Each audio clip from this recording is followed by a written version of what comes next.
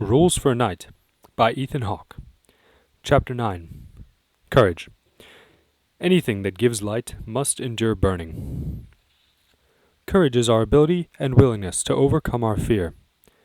Fear is nothing to be ashamed of. It is a powerful resource, reminding us to be wary, alert, and mindful. Fear is the dark, and courage is the light. Fear is the call, and courage is the answer. When struggling to find his courage, a knight relies on his breath. Sword fighting, archery, horsemanship, virtually every task I can think of is aided by an awareness of breath. It is the connective tissue of the universe, binding all living creatures together. By focusing on our breath, we are able to more adeptly inhabit our bodies and function on instinct.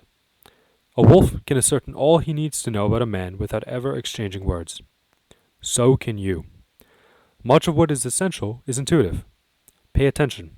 What you need to know is usually in front of you. There are no secrets, just things people choose not to notice. When considering courage, it is impossible for me not to think of Sir Richard. The most dangerous mission grandfather ever gave us was when we were left to guard the bridge at Barrow. There was a band of about 20 thieves that were marauding across the south of Cornwall. Grandfather anticipated them coming into our village from the north. To be safe, he positioned Sir Richard and me at an outpost by the Barrow Bridge, to leave the southern route protected. We built a large pyre to be lit in the event of an attack. The fire would be a signal that an attack had begun and that we needed aid. The unlit pyre was built on a high peak about a quarter-mile from the bridge. Sir Richard and I camped up there.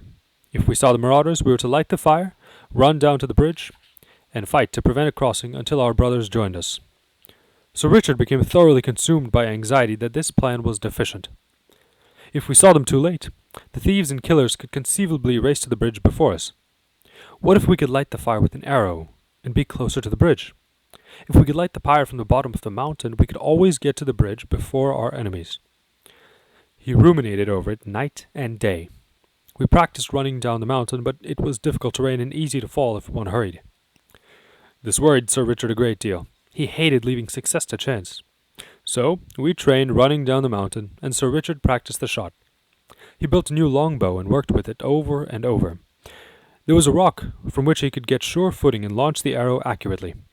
Often he would make the shot, but just as often he would miss. He practiced more. "Why are you so nervous?" "They probably won't come south," I said. "It's the word probably I don't like," he replied. He couldn't sleep. I tried to relax him by playing cards. He was too nervous. So we would practice making the run from the rock to the bridge 5 times a day, 10 times a day, then 20 times a day. I was in the best physical condition of my life, but still I thought they won't come from the south. But come they did, and to our surprise with near 40 filthy dogs running beside them. These men had no flag. Sir Richard and I tore down the mountain. I was to run ahead to guard the bridge. He was to light the pyre. Sir Richard leapt to his rock, and with the longbow, his body acting on habit, he lit the arrow just as he had practiced and went to launch it. What he didn't anticipate were the dogs. They charged Sir Richard like wolves at a rabbit, but still he did not hesitate. His arrow soared, hit its mark, and quickly set the pyre ablaze. The smoke could be seen for 50 miles. Sir Richard tried to scamper to his position on the bridge, with more than 10 dogs biting and ravaging his body. I shot several of the mangy hounds with my bow, but there was little I could do. Most were too close to him. I had to leave my position. The fight was the worst I have ever known. These men were brutal and their animals rabid with terror. It was only an hour before our brothers were behind us, but it was a gruesome hour. When it was over, half of Richard's left arm had been mangled, and he had a small hatchet stuck in his back. Strong as an ox, he miraculously survived. Back at his home, I visited him often during his recovery. "How did you make that shot?" I asked. "When I saw those dogs charging at you, I have to admit, I nearly lost hope." "You had been so nervous every time we merely walked through it. How in God's name did you keep your poise?" "That's why we practiced so much," he said with a laugh. "And you wanted to play cards." "Truth is, Thomas," he leaned into me, "I did it for you.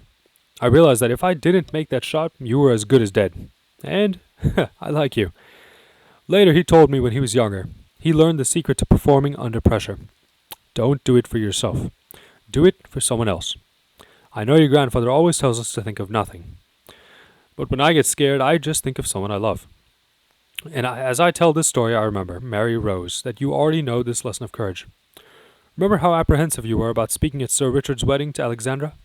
You tossed and turned in your sleep. All you had to do was throw some rose petals, walk the aisle, and recite a short poem, but the fear of failure had you tied up in knots. You admired Alexandra so much and didn't want to let her down. You practiced that poem over and over.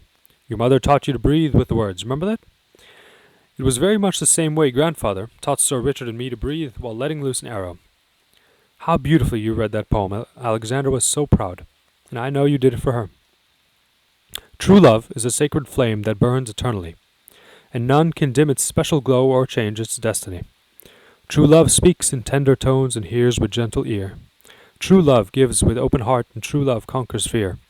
True love makes no harsh demands, it neither rules nor binds, and true love holds with gentle hands the hearts that it entwines. Remember? End of chapter 9.